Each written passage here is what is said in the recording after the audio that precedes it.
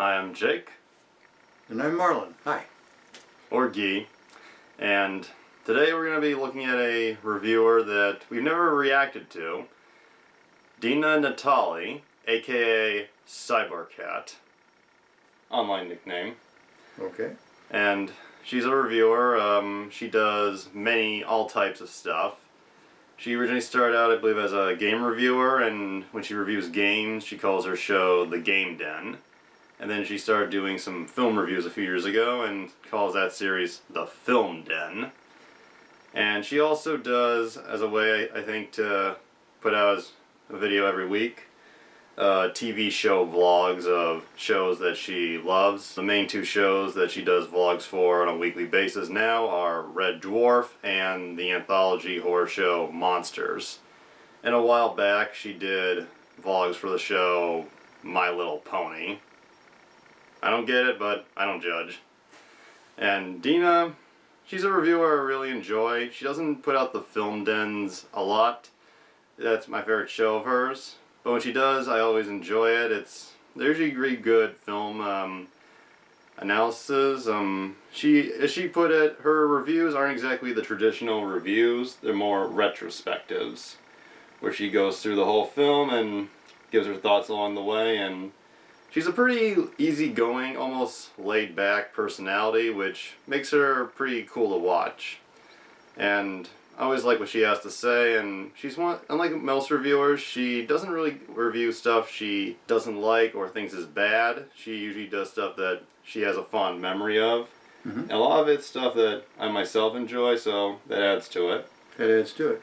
I don't think you've ever watched much of her. This will be my first run through, so we'll get a fan and somebody who we're going to wait and see. Hopefully you'll like what you see. And without further ado, let's get into it.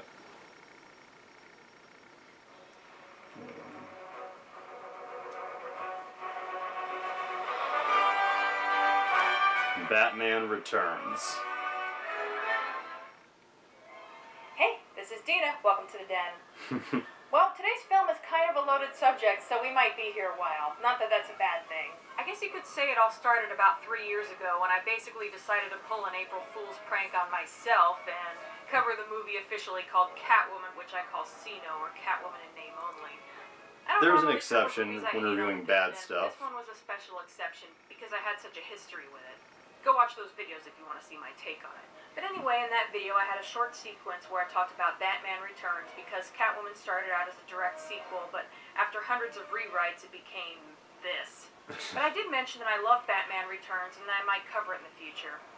Cue many comments urging me to do that. Then last year, because my viewers had been so supportive during a rough time and I wanted to give back a little, I asked people to vote on what they most wanted me to talk about in a video. And sure enough, Batman Returns came in at second place after Legacy of Kain. I will get to that too, I promise. So here we are. But you can't really talk about Batman Returns without talking about Batman, meaning the 1989 movie, not so much the character in general. So why am I not doing a full-on film den on that one? Well, I definitely enjoy the movie, but it's not one that I will go out of my way to watch on my own. I'll get more to that in a minute.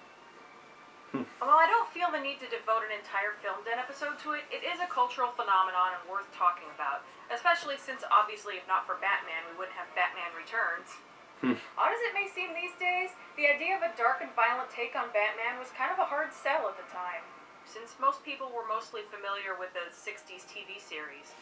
For the record, what I think some people don't get about the TV series is that the creators and actors were fully aware of how ridiculous it was, and they were playing that up intentionally. Some days you just can't get rid of a bomb. It was almost a self-parody, which is really kind of awesome. Anyway, it didn't help that Tim Burton was still kind of in the process of making his mark as a director, and at the time he was best known for having directed Pee-wee's Big Adventure, which was, not so dark and violent. And of course Michael Keaton was to play Batman, which was really controversial, since despite having played a couple of dramatic roles, he had spent most of that decade doing comedies and was mostly known for those. It's showtime. We were never in Aisle 7. Of course, Jack Nicholson's Joker stole the show. Wait till they get a load of me. As As he should, really. The Joker has always been a dynamic and over-the-top figure no matter who is playing him. Add Jack Nicholson, who is already a legend in his own time, and... Nice outfit. You have arguably the best Joker. Yes, I know that's a controversial statement, which is why I said arguably and not definitely. Hey, if it's your favorite. Least, Jack Nicholson's Joker is one of the more iconic versions. I also get a kick out of the fact that this is a Batman movie where the actor playing Batman didn't get top billing. I mean, I love Michael Keaton, but let's face it, people went to the theater to see Jack Nicholson. And it's easy to see why. He just plays it with so much insanity. Somebody tell me what kind of a world we live in where a man dressed up as a bat gets all of my press. And not always for laughs. There's definitely dark undertones to Nicholson's version of the Joker, and he is downright scary at times. Bob? Done. And so damn quotable. Oh, I got a live one here. Get those wonderful toys. You dropped me into that vat of chemicals. That wasn't easy to get over. Don't think that I didn't try. You ever dance with the devil in the pale moonlight? As my plastic surgeon always said, if you gotta go, go with a smile. And yet, every once in a while, when you're expecting some kind of pun or big reaction to something, he'll just kind of shrug. There's the occasional bits of total randomness that always get me.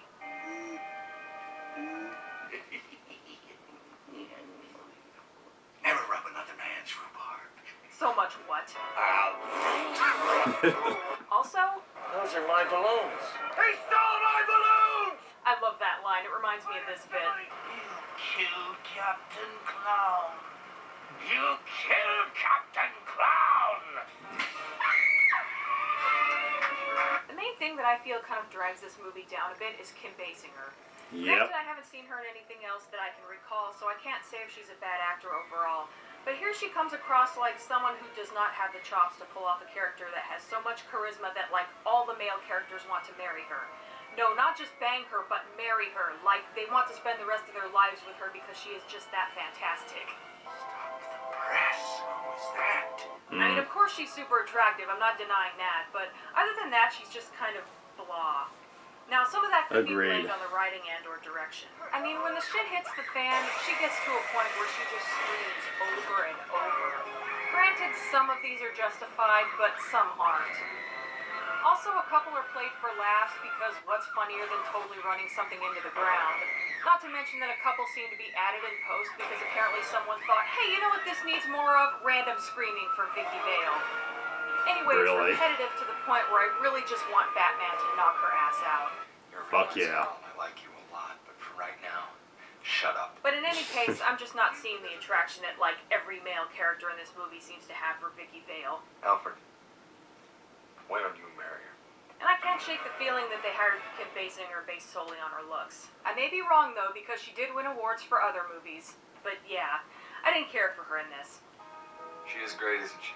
Hit or miss actress. Gag. For what it's worth, Kim Basinger was not the first choice for this role. The original choice was Sean Young, who suffered some kind of injury and couldn't do it, so Kim Basinger was something of a last-minute replacement. Speaking of Sean Young, she's the one who wanted to play Catwoman in Batman Returns so badly that she went on the Joan Rivers show dressed as Catwoman, demanding Tim Burton consider her for the role. And doing good business means that you return your phone calls. It's a pretty simple formula, Timmy. Yikes. She claims it was a joke, but either way, this is a really good way to guarantee you don't get a part. Yeah. I'm Batman. And then there's Michael Keaton. I guess Batman needed to be extra stoic to contrast with the Joker, so his personality is downplayed.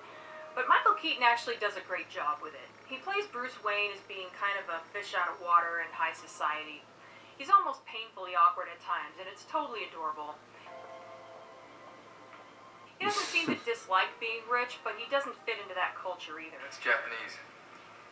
How do you know? Because I bought it in Japan. The movie also goes a long way toward establishing his relationship with Alfred and how Alfred is constantly looking out for him. In some ways, it's kind of subtle. Less Michael subtle Goff is was the a bit good where he seems to Alfred. be channeling Beetlejuice. Yeah, but... Now you want to get nuts? Come on. Let's get nuts. Nice fucking model! Even though this is far from an origin story, they do go into the murder of Bruce Wayne's parents. And while the movie doesn't outright state it, it's easy to put two and two together and figure out that that's why he became Batman. A lot of fans don't like that the movie has it being the Joker who killed his parents, but I can kind of see why they did it. It helps to tie everything together a little better, and so the flashbacks don't feel out of place. Hey, who is this guy? Also, Batman beats up Captain Hollister from Red Dwarf. No, really, that goon is played by Mac McDonald. It's kind of amusing in a messed up way that Tim Burton cast Billy D. Williams as Harvey Dent, specifically because he wanted him to eventually play Two-Face in a sequel.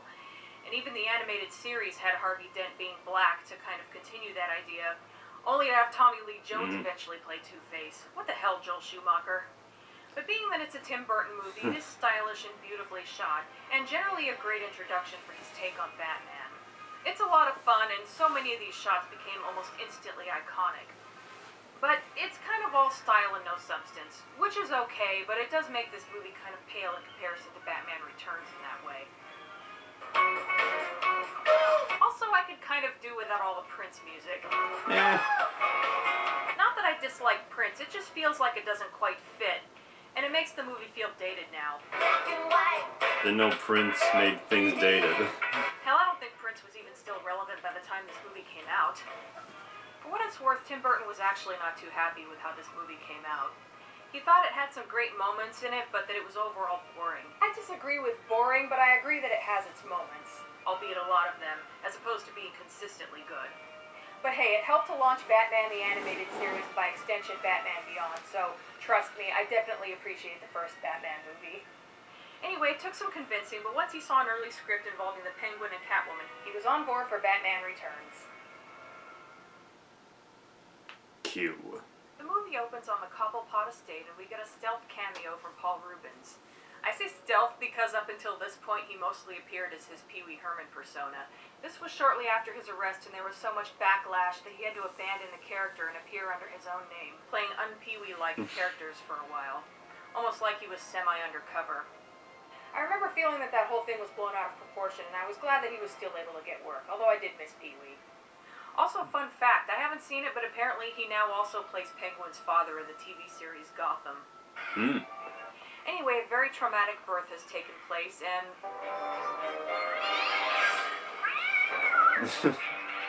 something's got to be done about that kid. So they push the stroller onto a bridge and chuck it into the river below. Quite an opening. Cue the epic opening titles.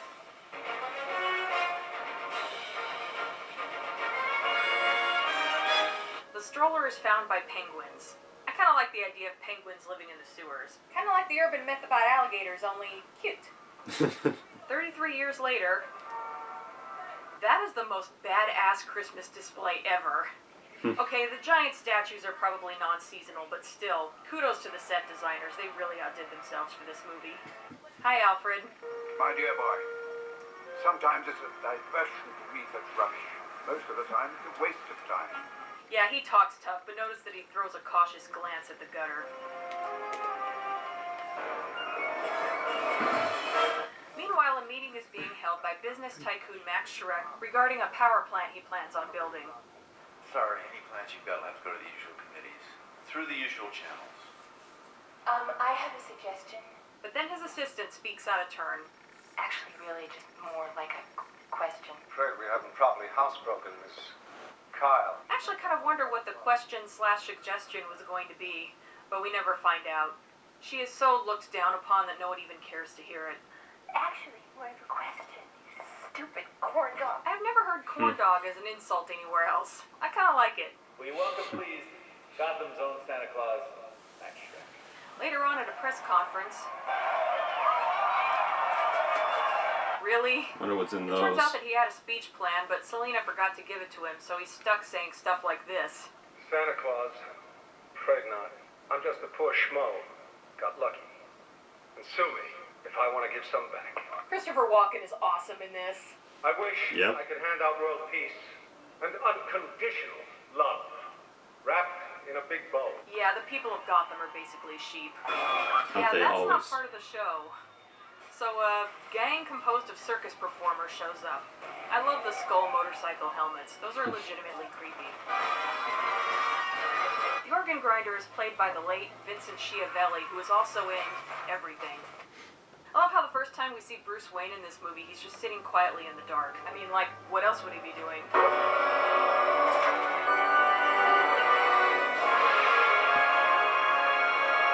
So the bat poles. I don't know who's playing Mac's son, but he does a great Christopher Walken impression. Dad, go! Save yourself! Dad, go! Dad, go! The Batmobile has a ridiculous number of gadgets on it this time around, like even more than in the first movie. Wow. On one hand, I love how smartass that was with him being a fire eater, but setting someone on fire is goddamn Batman levels of twisted. I guess it could be argued that since there's mountains of snow everywhere, Batman figures that the guy will be able to put himself out easily enough, and he's just slowing him down for a while like he's been doing with the other goons. Still, it would have been better if we saw the guy do that afterwards. Eh, pain's more fun. So Selina is grabbed by a goon with a taser, but is rescued by Batman. Wow. The Batman. Geez, Batman, even RoboCop said something to the victim. Madam, you have suffered an emotional shock. I will notify a rape crisis center. I mean, it's better than nothing. She got a sick little thrill out of that. That's a nice little bit of foreshadowing. Meanwhile, Max has tried to escape through an alley, but he falls down a trapdoor and somehow finds himself in the Arctic World section of the long-abandoned Gotham Zoo. So until now, we've only seen little glimpses of the Penguin, but now he's about to officially reveal himself.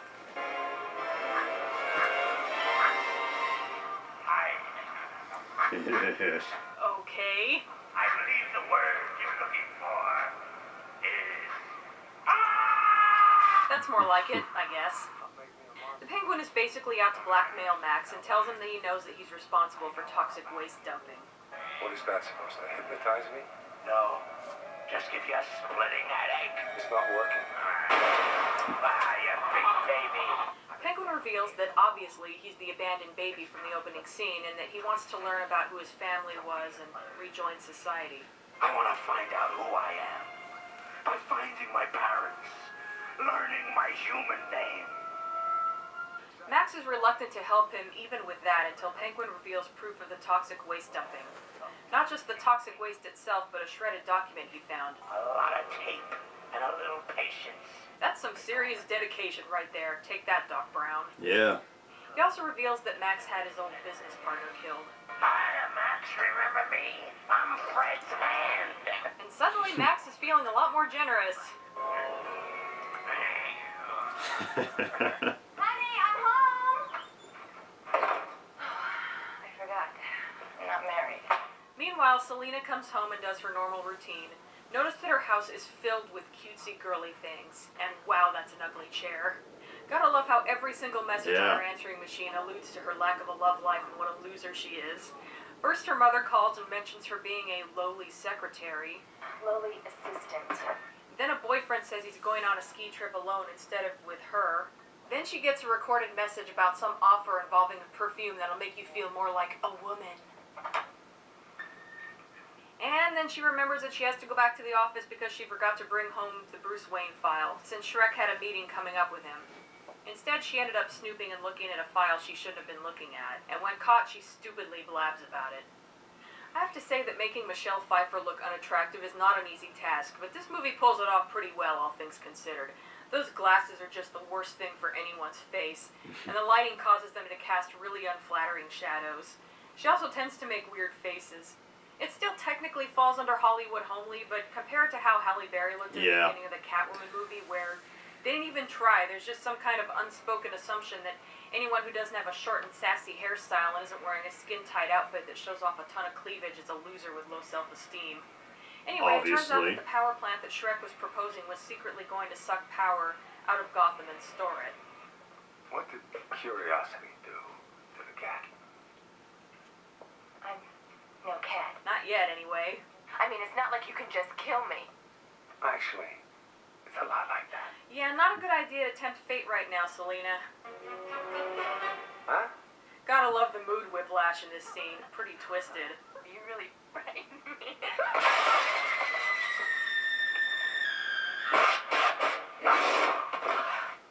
Again, I'm going to point out my theory that Selena did not die here. She falls through a bunch of awnings on her way down and lands on snow. Considering that this movie also involves a genetic freak who is resistant to the cold and communicates with penguins, Selena surviving this fall is not that big of a stretch. But yeah, she's unconscious and suffers brain damage, and the cats basically wake her up. Also, at no point does any cat appear to breathe life into her. This one cat kind of probes at her mouth with its nose, but that's it. I still can't get over Sino trying to take this scene at face value while exaggerating everything and taking away any mystery or symbolism. Oh, I forgot I'm not married. Anyway, Selena loses her shit and goes home and mindlessly tries to repeat all of her rituals. If you look closely, she spills some of the milk on the cat's head, and it's like, what the fuck? Oh well, free milk. Selena, this is your mother. She then plays more of the messages. More nagging from her mother, and another perfume ad. This one promises sexual harassment at work. Your boss will be asking you to stay after work for a candlelight staff meeting for 2. I know, right? So Selena totally snaps and pretty much destroys her own house, along with all that cute crap. And makes herself a new outfit while she's at it. Fun fact, we see her making it out of a vinyl jacket, but the actual costume that Michelle Pfeiffer wears was actually latex. It was also extremely fragile, so more than 60 of them had to be made for this movie. I don't know about you, Miss Kitty, but I... Hell here. So much yummier. Meanwhile, another press conference is interrupted when an acrobat shows up and tries to kidnap the mayor's kid. I'm not really one for speeches, so I'll just say thanks. I love that guy, by the way. Anyway, they stage it to make it look like Penguin rescued the kid. Naturally, he's swarmed by reporters and makes a moving speech. All I want in return is a chance to find my mom and dad. He is led into the Hall of Records so he can find out who his parents were. Meanwhile... Cold. It's fishy swell, sir. It's supposed to be cold. Too bad it wasn't gazpacho. I could have made a Red Dwarf reference. Nah, screw it. I thought they were She loves laughing Red at the Dwarf. chef, when all the time they were laughing at me as I ate my piping hot gazpacho soup. I got to make 2 Red Dwarf references today. It really is Christmas. I like how he just kind of ignores Alfred, who just kind of looks at him like, listen, Sonny, you're not too old to go over my knee. Anyway, Bruce has been doing research and has discovered that Penguin was part of a circus at one point. Noticing the connection between the sudden appearance of a circus performer gang and of the Penguin.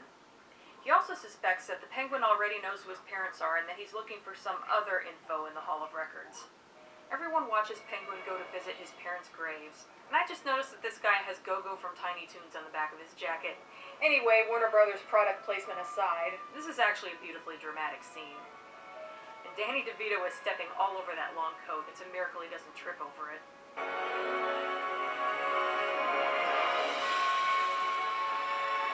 That is an amazing shot right there. I know probably a lot of Batman fans hate how they changed up Penguin for this movie and made him all deformed and gross. Which I get, but not having really read the comics myself, I'm not too bothered by it. At the same time, though, I do love it when he gets all poetic sounding. Reminds me of how he was in the animated series. So, Mr. Penguin, a penguin is a bird that cannot fly. I have a name. Oswald Cobblepot. In any case, he wins over the citizens of Gotham. He's like a frog that became a friend. No, he's more like a big one. I just love a big, strong man who's not afraid to show it with someone half his size. Meanwhile, Hello. Catwoman beats up her first victim. Thanks, You make it so easy, don't you? You go, girl. I am Catwoman. Hear me roar. Sometime later, Bruce and Max have their meeting. Max is trying to get him to invest in his quote-unquote power plant, but Bruce is against the idea. I'm gonna fight you on this. I've already spoken to the mayor, and we see eye to eye. Mayors come and go. Blue bloods tire easy. You think you could go 15 rounds with Muhammad Shrek? Oh, hi, Selena. Nice suit. Selena, this is Bruce Wayne. Yeah, we've met. And Bruce is less of a spaz in this movie. He's still kind of awkward. You know what? They mistook me for somebody else. Sorry. Selena claims she doesn't remember how she got her head injury. Couldn't you just die? Please. Show up, Mr. Wayne. With pleasure. I guess Max buys it just enough to not have her killed immediately, but he plans to keep an eye on her just in case. Who'd have thought Selena had a brain for damage? A little later, I was surprised. I don't like surprises. wow, Penguin will do just about anything for raw fish. So Max leads him downstairs where he reveals that he wants him to run for mayor. Yes, adulation is across the bear. God knows I know. Max thinks he'll win due to his sudden popularity, and he wants to have a mayor in his back pocket. He's introduced to a couple of image consultants, one of which is played by former Saturday Night Live cast member Jan Hooks. Hi. I always loved her. We'll do it another time then. Okay? Come to think of it, she was also in Pee-wee's Big Adventure. There's no basement at the Alamo. Not a lot of reflective surfaces down in the city.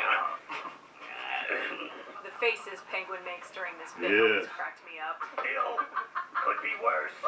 My nose could be gushing blood. Holy crap, that looks painful.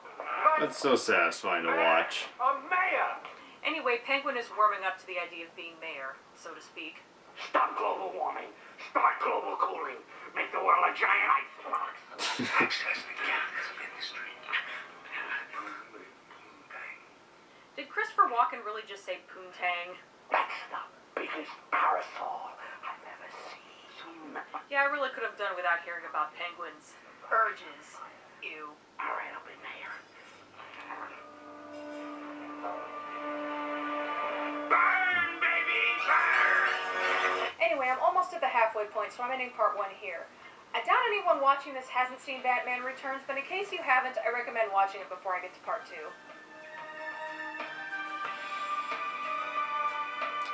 Brief list of her patrons. Always good to give credit.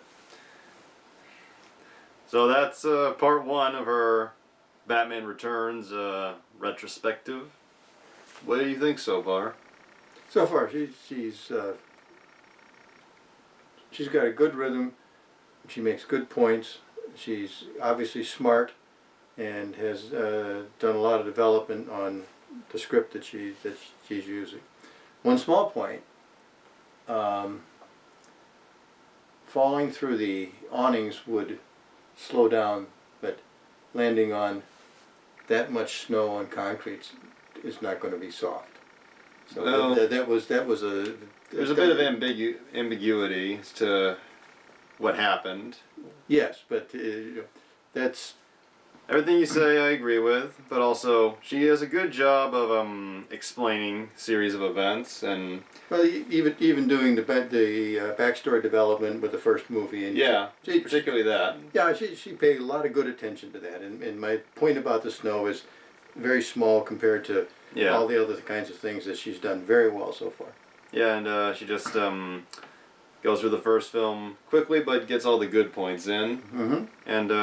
and takes a couple of quick but not nasty jabs.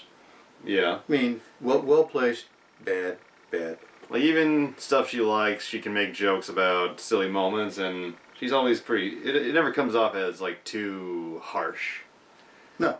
And if anyone's interested, we have seen Batman Returns. I've seen it more than him. I think I showed it to you about 2 years ago. Yeah, I saw it the one time.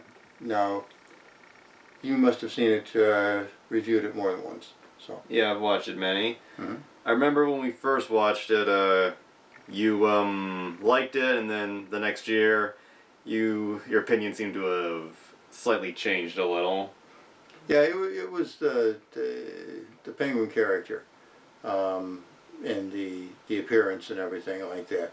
I think Danny DeVito did a really smash up job with the script and playing the character, but the look of him and the I'm not sure if the backstory that we got from Dena here was makes me understand why he's part penguin. I think they just established that he was born very freaky looking. Okay, yes, he had birth defects then, is what we're saying. had Yeah. birth defects, and he was adopted by the Penguins, and that's why he looks like he does, not because he's part Penguin. And apparently a circus at one point. Yeah. And I don't mind the way Dana DeVito looks. It's a very impressive makeup work, which apparently the studio had him sign a contract forbidding him from telling anyone how they transformed him, even his own family. And that part before he bites the guy's nose is like, that is the only time I think he really looks like himself. Like, you can see Dana DeVito's smile in there. Other than that, he is completely unrecognizable. And the contact with the nose goes on a bit, so I think he must have had to clamp down. Yeah. And Michelle Pfeiffer, she does a great job as Selena Kyle / Catwoman. Like, she plays the weak version, the stronger version, and also doing enough to show a little bit of difference in personality as both Selena and Catwoman. And yeah, she looks pretty hot in that outfit. And yeah, the development is good too, because it shows you would think would be a normal progression between somebody that's been told that she's, lacking for a long time, all the messages on her phone, blah blah blah. Big thing happens, and then she snap. changes, kind of like comes to herself.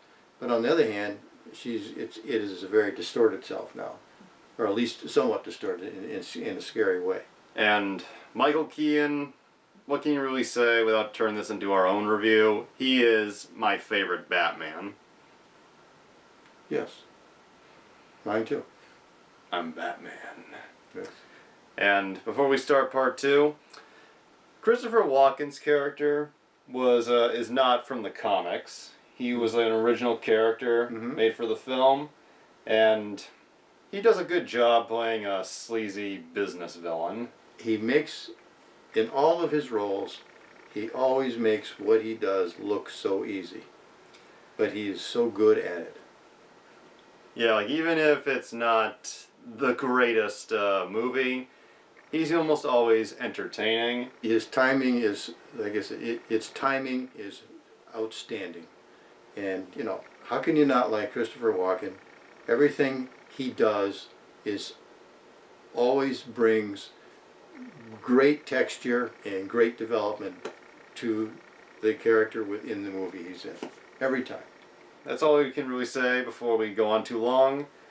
Next is part 2 of the Film Den retrospective of Batman Returns.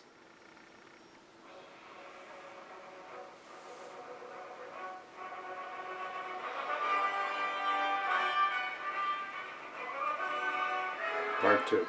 Yep. So in an effort to discredit the current mayor, Penguin has his gang go around and cause chaos in Gotham. Thank God Batman rescued that guy from getting lightly slapped on the head. So Batman takes out 4 bad guys, figuring he's getting the dangerous ones first, only to have his Batarang snatched up by Poodle Lady's poodle. She's all, bitch please. Then through some more fighting, he grabs a bomb off one guy. Here it is. And a bit later, he puts it on another guy.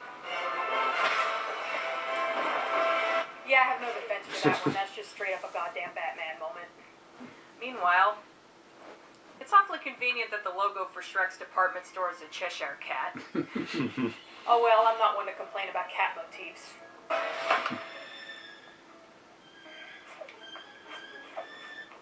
Anyway, Catwoman goes into Shrek's department store and just starts randomly destroying shit because she can. You'd think Shrek could have afforded decent security guards. Don't hurt us, lady. Our take home's less than 300. You're overpaid. Hit the road. Dorks. So once they're out of the way, Catwoman turns on the gas and puts a bunch of aerosol cans into a microwave and turns it on, apparently intent on blowing up the whole store. Kids, don't try this at home. Meanwhile, Batman is confronted by Penguin. Touring the riot scene, gravely assessing the devastation. Upstanding mayor stuff. Seriously, I love it when he talks like that. What do you want? Ah, the direct approach. I admire that in a man with a mask. And I love that line. Either way, their battle of wits is interrupted. Meow. Boom, yeah, that happens. motherfucker. I saw her first. Gotta fly. There are so many statues built into this architecture, it's crazy. So Batman follows Catwoman to the top of a building and a fight breaks out. Wait for it. How could you? I'm a woman. I'm sorry, I... That's totally something I would have expected from the old TV series, which is why it's awesome. The movie just comes out of nowhere with this bit of camp. Geez, when Catwoman strikes, she strikes hard. If she really wanted to kill him, I honestly think she could have right then. You do not fuck with Catwoman, man. Life's a bitch. Now so am I. Either way, she doesn't get a chance to because Batman gets her on the arm with a vial of some kind of acid, causing her to fall and nearly slip off the roof until he grabs her and pulls her up. Who are you? Who's the man behind the bed? That's not you. You're so damn stupid, Batman. She gets him with one of her claws and he knocks her off the building to a soft landing. Saved by kitty litter. Are you big? No, not really. Must be sarcasm because yikes. So Penguin makes a rousing speech and goes upstairs to find someone waiting for him. Just the pussy I've been looking for. Stay classy, Oswald. You and I have something in common. Wait, don't tell me. Naked, sexual, charisma. Batman. So Catwoman wants to team up so he'll help her get back at Batman. Why should I trust some cat broad anyway? Cat broad. Maybe you're just a screwed up sorority chick. Penguin doesn't seem to think she's serious, so she eats his bird.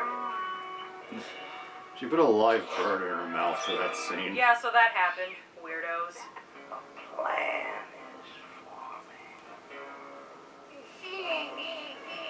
The thought of busting Batman makes me feel all dirty. Penguin's like, I approve. Like I said, weirdos. So Penguin sets up a relighting of the Gotham City Christmas tree, so obviously he's planning something. But I hope and pray that Batman will be present to preserve the peace. So, Meanwhile, Selina seems to be having some doubts. you alright? I heard on TV that Catwoman is thought to weigh 140 pounds. I don't know how they don't give themselves away during this conversation. Batman blows it. You'd probably save millions of dollars in property damage alone. It's Since gonna be when? a hot time in the cool town tonight. She just quoted the Joker. Oh, there'll be a hot in the old town tonight. Okay, it was more of a paraphrase, but still, nice touch. Anyway, neither of them wants to go to the tree lighting ceremony, so Bruce invites her over for dinner. Meanwhile, Penguin kidnaps the Ice Princess. I don't know, just some model or something whose job it is to push a giant button that lights the tree. Say cheese. Cheese! And wow, she's dumb. The so-called normal guys who always let you down. Sickos never scare me. At least they're committed. Anyway, Bruce and Selina hit it off. A little too well, actually, and their injuries almost give them away. Ow. So a news bulletin comes on about the kidnapping of the Ice Princess and how Batman is a suspect. Obviously, both Bruce and Selina have to be there, and they each leave an awkwardly worded message with Alfred. Let her know that not some dumb, be my girlfriend kind of way. I will relay the message. Could you just make up a sonnet or something, a dirty limerick? One has just sprung to mind. These modern relationships can be so complicated. It's a whole army of Batmen. I wonder if one of them is called Super Batman. Just kidding, it's just his assortment of suits.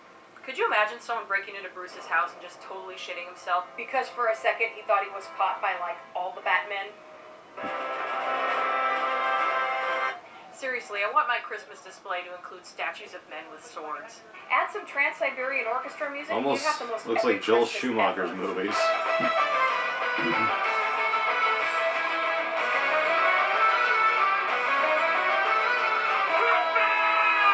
So while the mayor is giving a speech and Office. Batman has left the Batmobile parked, the gang breaks into it, somehow.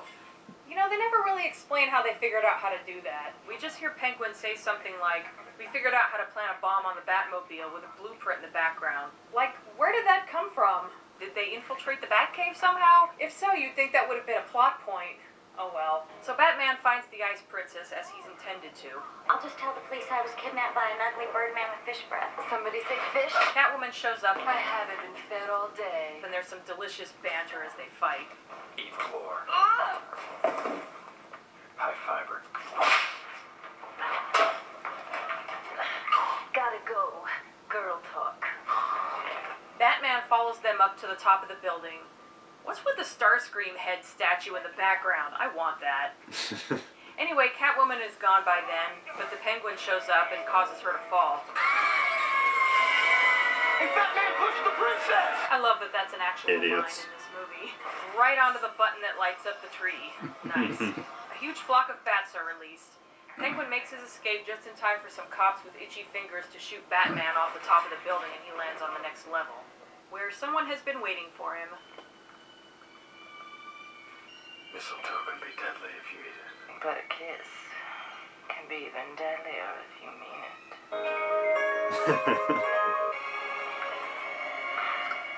Hot? So Batman and Catwoman have another little altercation before he hang glides off the building to safety. Meanwhile, the gang is just finishing up with the Batmobile and making their escape. You said you were going to scare the Ice Princess. She looked pretty scared to me. Afterwards, Catwoman seems kind of stressed about the fact that she was just involved in a murder. Penguin, I guess, proposes to her. It's dark in the mayor's mansion. I'm bushed. So here you come into the bedroom, twitching your little tail.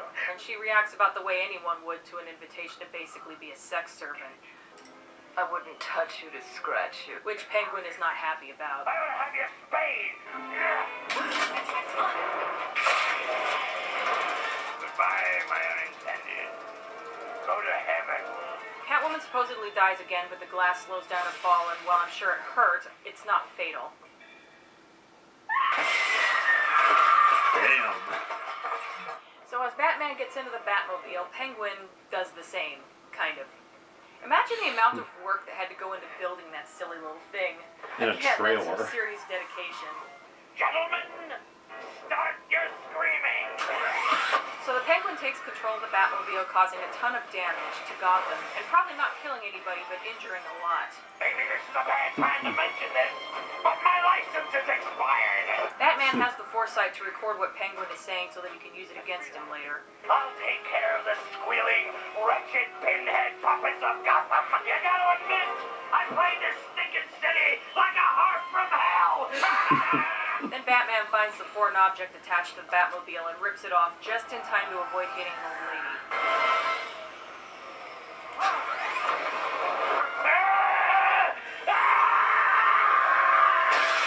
That's enough out of you. Of course, the police don't know that Batman wasn't in control of the Batmobile, so they pursue him until Batman hits a switch that causes the Batmobile to shed the unnecessary parts on the side and the wheels to retract so it'll fit through a narrow gap so the police cars can't follow.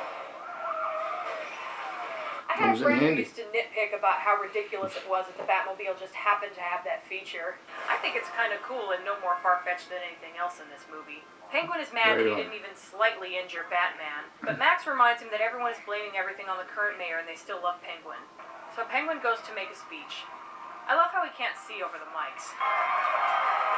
Queen Elizabeth. So Bruce and Alfred go into the Batcave and somehow he hacks into the speakers and plays the rant he recorded earlier. Hey, just relax. I'll take care of the squealing, wretched, pinhead puppets of Gotham. So I've always been a bit bothered by the fact that that clearly wasn't taken from the scene earlier because Penguin was yelling before. You gotta admit, Maybe he I played edited this it. stinking city like a harp from hell. Sounds slowed down. You gotta admit, I played this stinking city like a harp from hell. But oh well. From hell. Also, CDs don't work that way. And now Gotham is turned on him. Boy, they're fickle. This town needs an enema. Does it ever? Yeah. And Max ditches him. Why is there always someone who brings eggs and tomatoes to a speech? Good question. But that's okay because he also came prepared. I love when he's shooting at the crowd. Interestingly, I believe that's the same bridge his parents dropped him off when he was a baby. My baby. Did you miss me? Oh, it's okay, Oswald. Your penguins still love you. Great speech, Oswald. So he rejects the name given to him by his parents. I am not a human being! I am an animal! And demands the lists he wrote down earlier. And now we find out what he was really looking up in the Hall of Records. They are all the names of all the first sons of Gotham, who he plans to kidnap from their beds while all the adults are at Max's masquerade party. And toss them into a deep, dark, watery grave! Killing sleeping children. Isn't that a little, No! It's a lie! Ah, thanks for clearing that up. Small commercial. Let the ads play. Gives them the revenue.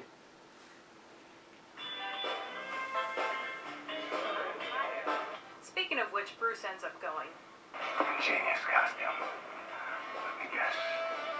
Trust fund, goody goody. I can't look at Max's costume without thinking of Johnny Carson. Made Dr. J sneak into your honeymoon suite and slam dunk your bride. Listen, Madhouse, man.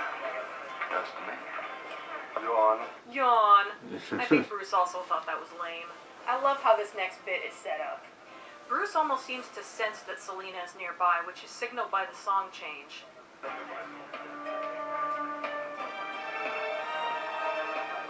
And I call bullshit. No way is Max Shrek cool enough to be a Susie and the Banshees fan, especially since the last song was a Muzak version of Super Freak.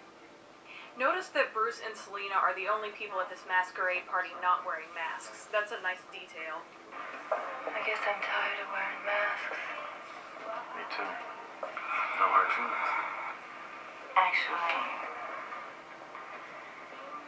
semi-hard, I'd say. Nice innuendo. Bruce mentions that he came in the hopes of seeing her, but she says she came for Max. Not you and Max. And things get a little awkward. And then, This and Max. kinda dark. I'm sure you have a lot of problems with your boss, but I mean, who you think you are? Selina isn't doing too well these days. I don't know anymore. Bruce, haven't you ever heard the saying, don't stick it in crazy? And then this happens. Mistletoe can be deadly if you eat it. My kiss can be even deadly. Sugar in it. And just like that, they both realize who the other is. Does this mean we have to start fighting? Let's go outside. Fortunately for them, they get away from that spot before it ends up becoming ground zero of an explosion. Notice how Max checks to make sure his son is okay and even hugs him. That's the one redeeming quality he has. It could be that he's just looking out for the heir to his fortune, but he seems to genuinely care about his son. You didn't invite me, so I crashed! Anyway, naturally, the Penguin was behind that. He announces that he's been kidnapping all of their firstborn sons while they were away from home. So you can dress up like jerks, get juiced, and dance badly. Poignant. And that he's personally come to claim Max's son, Chip. Max actually looks horrified and offers himself instead. Penguin definitely did not expect that. Isn't it Max? Not Chip. You want to see immersed to his eyeballs in raw sewage. Okay, you got a point. I'll let the little prince live for now. In the duck. I'm surprised he goes along with it, since Max would suffer more if he got to live while his son died. I think this scene kind of explains it. This way, Max will have to watch a bunch of children die before being killed himself. Meanwhile... That's not gonna arouse oh God, attention. am I the only Dark Tower fan who's being reminded of Charlie the Choo Choo right now? Would you hurry up and get those kids loaded already? But Batman stops the kidnappers and leaves a note for Penguin telling him about it. Children regret they are unable to attend. Haha, smart ass. Batman. Get ready for the best parody ever of that speech from Patton. My dear Penguin, we stand on a great threshold. Yes, he really is giving an impassioned speech to a bunch of penguins who are wearing armor and weapons. Yeah. Anyway, Penguin's new plan is to destroy all of Gotham and everyone in it. Is it wrong to root for the Penguins? They're just so damn cute. You go, little penguin commandos. Make your daddy proud. Anyway, they're all headed for Gotham Plaza, where the rockets they're carrying will be detonated. And Batman nearly got taken out by penguin rockets. How embarrassing would that be? So everything is going according to plan, and the Penguins have gathered with 15 seconds to go.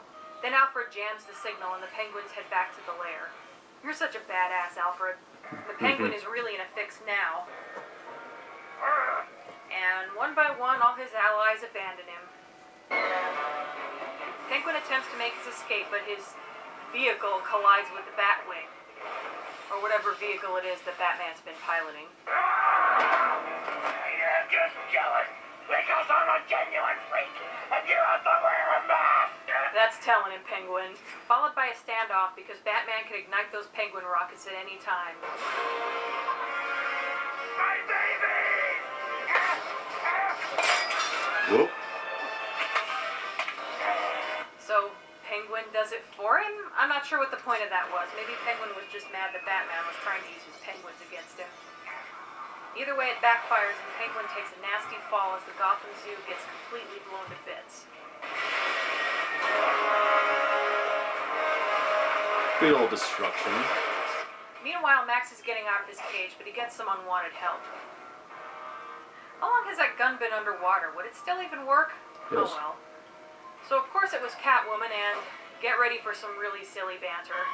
What you want, but I know I can get it for you. Money. Jewels. A very big ball of string. Your blood, Max. My blood. I gave at the office. Anyway, Batman swoops in and crashes the party. You're not just saving a life. You're saving your... Shut up. You're going to jail.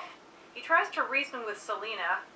Why are you doing this? That's interesting. She said that to herself earlier. Why are you doing this? And offers a proposal of sorts. Let's just take him to the police. Then we can go home. Together. Which Selina seems to be considering. Don't you see? We're the same. Split. Right down the center.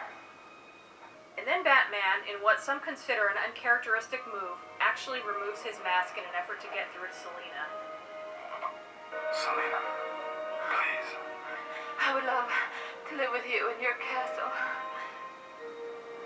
Forever, just like in a fairy tale. Unfortunately, it isn't that simple. I just couldn't live with myself.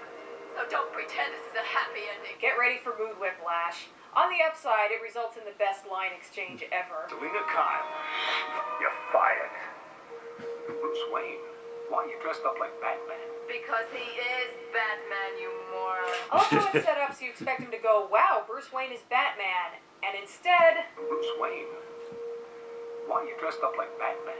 All I can say is that I'm so glad they got Christopher Walken to play Max Schreck, because no one else could knock that line out of the park like he could. Then he gets out his gun, shoots Batman, then shoots Catwoman several times, apparently missing anything vital. 4, 5, still alive! 6, 7, all good girls go to heaven.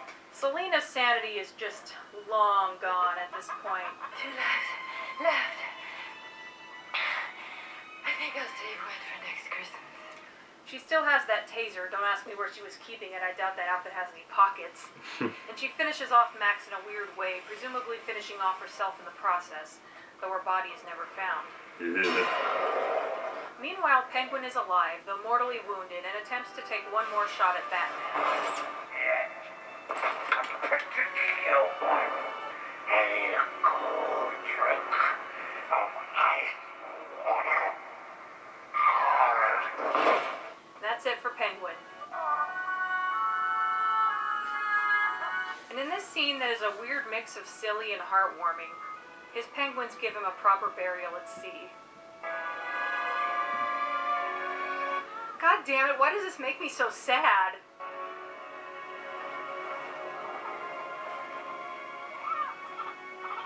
Sometime later, Bruce is being driven home and spots a shadow that looks like Catwoman in an alley. He goes to check it out, and instead finds a little black kitty, which he seems to have left for him to find. He takes the cat back to the car, and there's a very poignant exchange. Well, come what may. Merry Christmas, Mr. Wayne. Merry Christmas, Alfred. Goodwill toward men. And women. But as the car drives off, the bat signal comes on because poor Bruce just can't get a break. The end. I love this movie. It's on my list of Christmas movies that I try to watch every year. Also Me on too. that list is Edward Scissorhands, which this movie actually has a lot in common with. Maybe I'll try to cover that one next year. But the whole thing just plays out like a dark fairy tale. It's both kind of silly and fun, but also beautifully tragic, in that way that Tim Burton excels at. Sadly, a spin-off movie for Catwoman, at least in the way that we would have expected it, with Tim Burton and Michelle Pfeiffer being involved, just didn't happen. I'm not sure why. I only know that they both disappeared from it at some point, and then it was shelved for years, and, well, see my videos on that stupid Catwoman movie for more info on that. But in pure Tim Burton fashion, this movie is all about people being social outcasts. There's also a theme of duality, with Batman and Catwoman obviously, but there's a bit of it with Penguin and even Max Schreck to a lesser degree.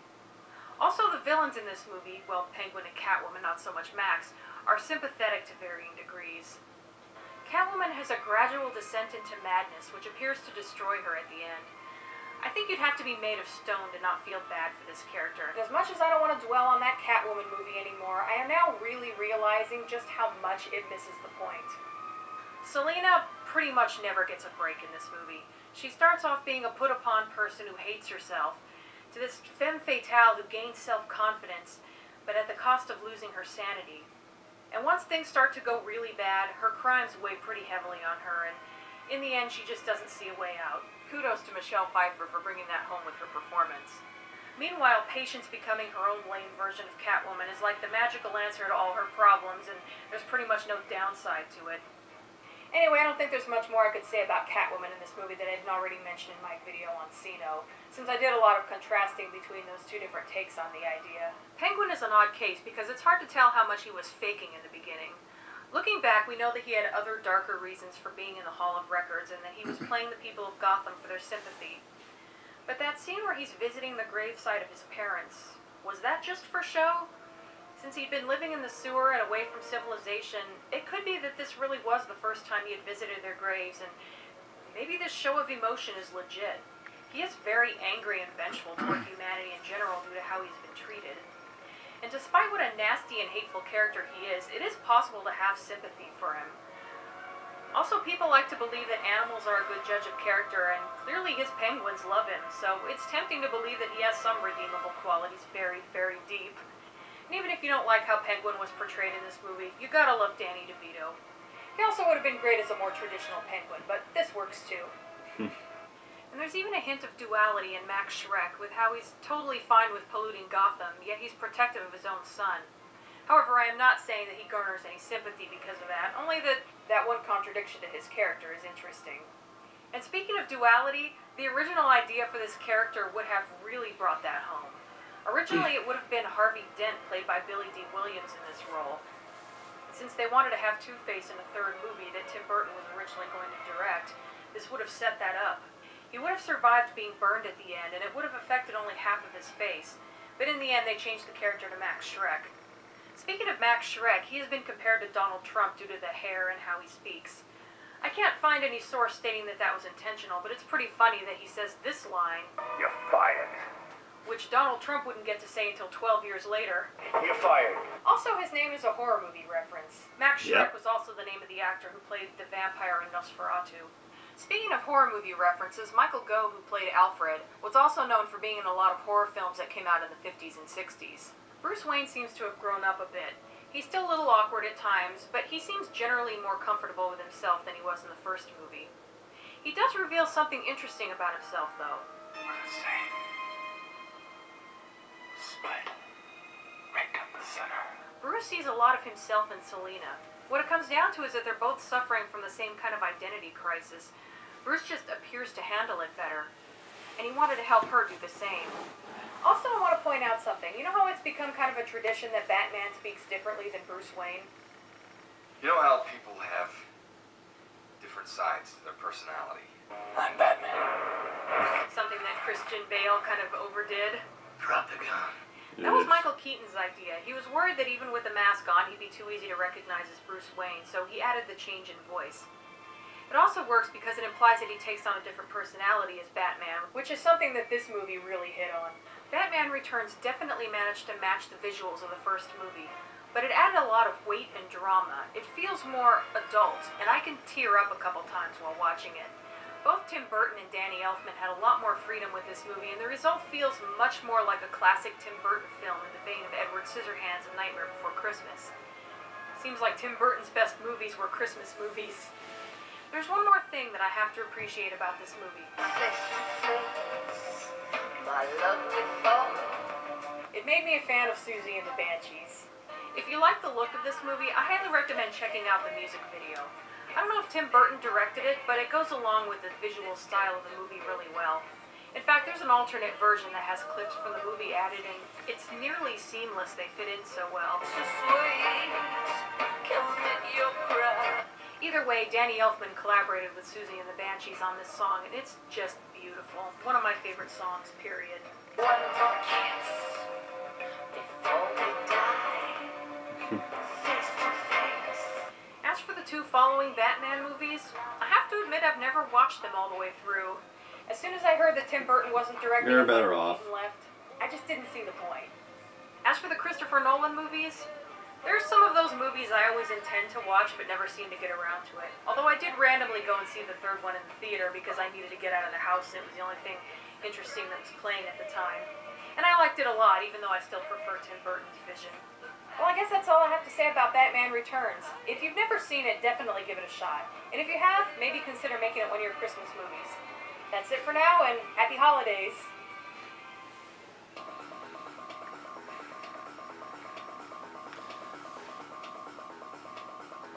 There's a little few notes at the end here. After going through all the copyright credits.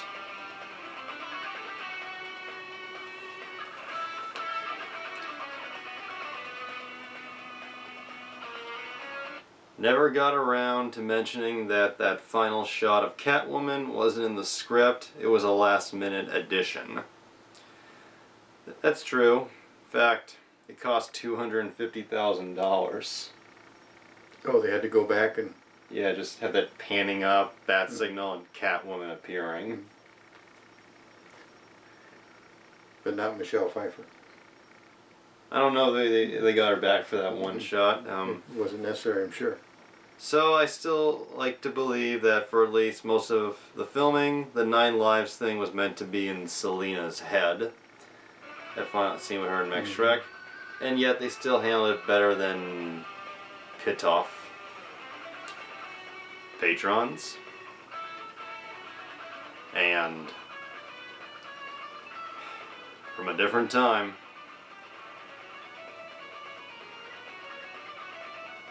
There's one more thing after this.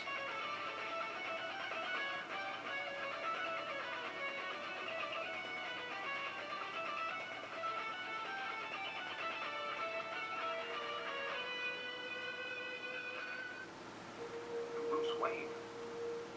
Why are you dressed up like Batman? Because he is Batman, you moron. Never gets old. So that was parts 1 and 2 of Dena Natali, aka Cybercat's film den of Batman Returns. I love it. This is one of my favorite 2-part retrospectives that she's done. What do you think? Well, most enjoyable because, like I said, it's my first time through with her, and you know, she didn't run out of steam on the second part that she did, and I like the fact that she really likes it. She likes talking about this movie. Has some problems with it here and there and all like that.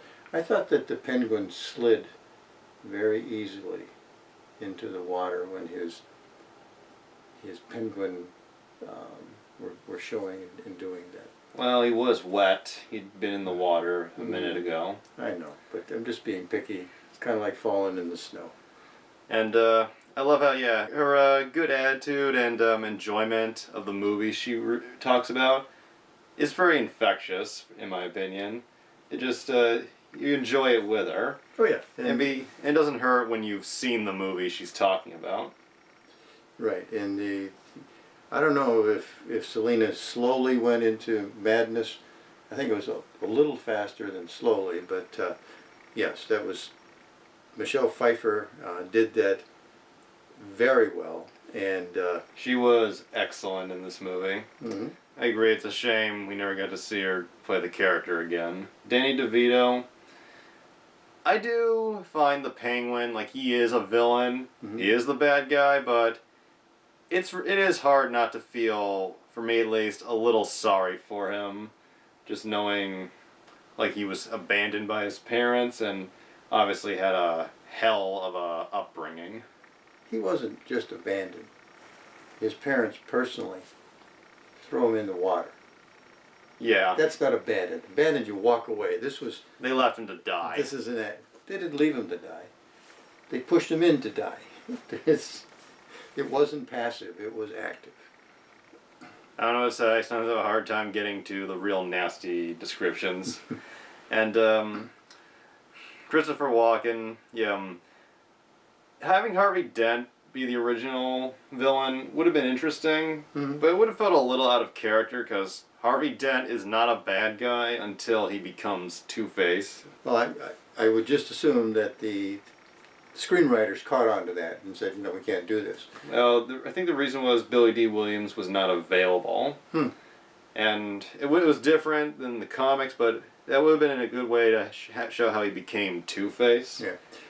What was nice, though, is that it was kind of interesting and worked out well, I think, that Max Schreck was not a character anybody knew about. This gave Christopher Walken a lot of freelance ability to make him anything he wanted. The thing at the end with he's smart, he's evil, he's everything else, but then he becomes this naive person at the end and says, Bruce Wayne, why are you dressed up like Batman? And it was just, and Dena was right. I'm not sure anybody else could have done that straight-faced and make you believe it was the same character. It was wonderful. It was just fun. Yeah, and it just drives the point home that the people of Gotham are really fucking stupid. Well, I'm not sure that's the point. It's just that Christopher Walken is great on delivery. He is. The ice is going to break. And Tim Burton... reference to? The Dead Zone. Yes, okay. But anyway, Tim Burton, I like some of his movies, like his Batman movies, Edward Scissorhands. I don't like his Willy Wonka remake. But he did great here, and he was allowed to have full control over this film. And a lot of people talked about how it was more depressing than what they were used to with certain superhero movies.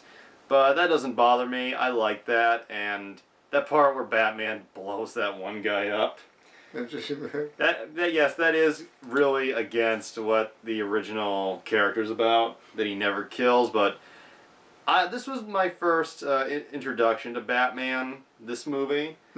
So it didn't bother me then, and even after seeing all the different versions, I don't mind that scene. I think it's pretty fucking badass, and I love Michael Keaton's take on the character, and Christian Bale in the Dark Knight trilogy. Just my opinion, but I hate Christian Bale's version of Bruce Wayne and Batman. The character's unlikable. He's really fucking stupid, and the way he played him, it made me root for the bad guys.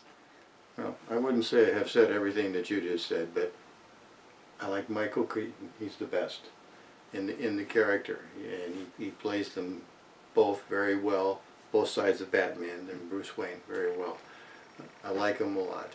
I'm glad Dena talked about she wasn't burdened with all of the preconceived understanding of how it has to be if you looked at all the comics all along. And she's not a purist, it seems. Yeah, and it doesn't have to be that way. And I'm glad to hear that, so that because I'm not a purist. Yeah, and I think we're all sick to death of Superman doesn't break necks. Yeah. But yeah, I love Dena Natali. She is a ton of fun. I love her retrospectives, the Film Den. And if you want to check out more of her videos, film, game, or vlog, go to her channel, Cyborg Cat. Plus her flow is good. she doesn't jump into things one step at a time. The flow is good, It's all very even. and she's very smart in her observations. Yeah, and she's also it's also her cracking of laughs every now and then. I just think that's cute and fun. Yeah. And if you liked our reaction video, click a like, maybe subscribe, and check out my other main YouTube channel. Maybe see more what I have to offer. Happy holidays. Good holidays.